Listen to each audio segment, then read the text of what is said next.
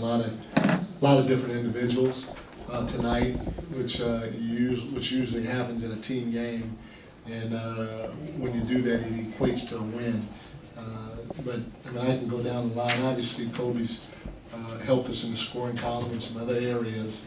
But you know, you look at a guy like Matt Barnes. He plays 28 minutes, and he impacted the game. 7 rebounds, 7 assists, 1 turnover. That's a huge game from him. And you know, he didn't stop Grant Hill all by himself, but he was on Grant quite a bit. Him and Meta, and you know, Grant's still could play, and you know, he's 1 for 12 for the night. Next guy down, I mean, you look at Pau Gasol.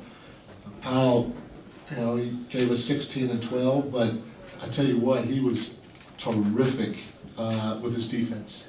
The way he jumped out and attacked the ball screens in the show, especially the last part of the game, was very fun to watch. And you talk about a guy that's 7'1", that's long, and being aggressive like that in a pick and roll situation to try to help slow those guys down was amazing.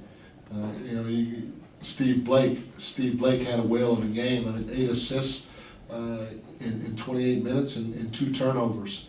But more importantly, his defense down the stretch on Nash and just kind of flying around was phenomenal. He's like the Energizer Bunny Rabbit. He never stops.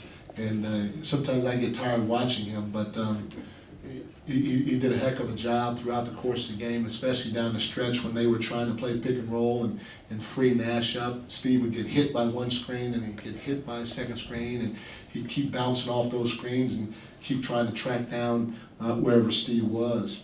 You know, and then, you know, obviously last but not least, well, Meta played 19 minutes or 20 minutes and had 7 rebounds. So he impacted the game too. And then last but not least, Steve Blake. That's not Steve Blake, Luke Walton. Luke Walton was phenomenal. He hadn't played since Sacramento. And you know, you talk about a pro's pro. He's kept himself ready. His number was called, and I mean, he stepped in and had a whale of a game for us. You talk about eight rebounds, 5 of those offensive rebounds, and 6 points and 3 assists, and you know, he was very good for us in the 26 minutes that he played, especially having not played for a long time. And you know, when you get a performance like that from a veteran, it's good for all our guys to see, especially the young guys to see that aren't playing, and to kind of follow his lead or his example as to how to try to keep yourself mentally and physically ready for when your number's called. So, you know, I applaud our whole team, but we had a lot of guys step up in a lot of different ways that don't necessarily equate to headline showings, but definitely impacting the game the right way for us. Mike, so many of these guys were known for being really good offensive players, and obviously the defense has been great this year. Are you surprised they've been able to make that adjustment and buy into the defensive system so well in such a short period of time? No, you know, usually it seems like guys pick up the defense end of the floor a little quicker, and it's no different here. They've done a nice job picking it up, and you know, offensively, it's a little tougher. You know, obviously both ends of the floor, there were major changes, and our guys just taking a little time.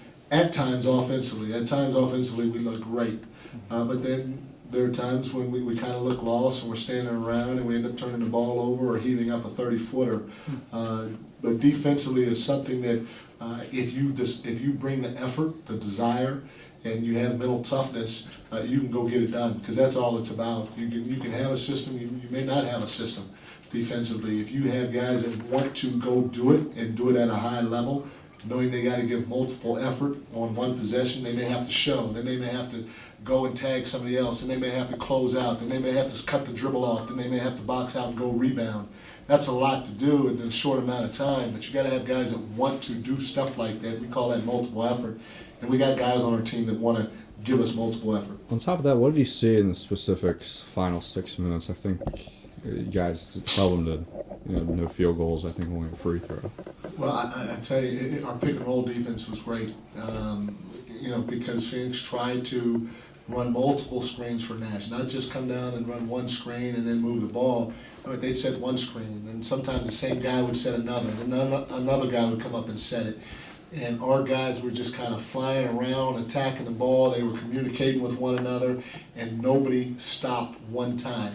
And and then we limited them to one shot. And so if you have that type of effort, if you have that type of communication, if you have that type of trust that if I jump out and I show and I attack the ball to slow it down, somebody's going to get my back if my guy rolls or if my guy pops. And that's what our guys did the last 6 minutes. It was fun to watch. Is that difficult to do when you've got the bigger lineup with Drew and Powell? Tonight you had more mobile guys out there, especially with floor spreaders like Fry and whatnot.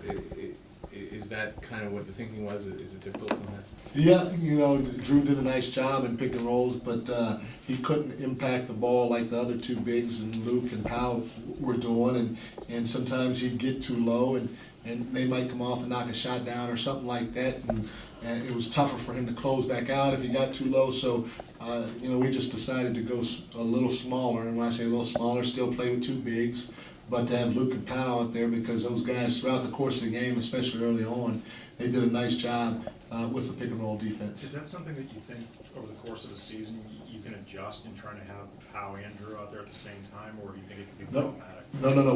We have had him out there. And it's No, been, but I mean in that particular, with that type of particular lineup with a stretch four, trying. No, well, it depends. I look at Nash as a different animal with that basketball when he plays pick and roll. There are not many teams that can play pick and roll the way Phoenix and spread the floor the way Phoenix can because of Steve Nash.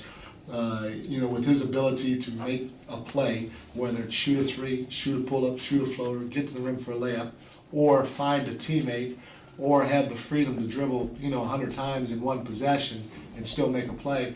That's tough for anybody. I mean, in Cleveland, we had mobile bigs, and because I wouldn't play Z a lot of times against Phoenix, and we'd still have trouble with those guys. So I think that's a special group of players when you talk about the Phoenix Suns in the pick and roll game.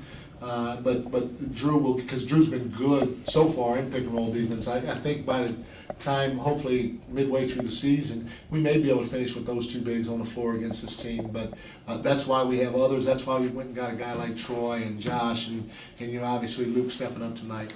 Was good to see.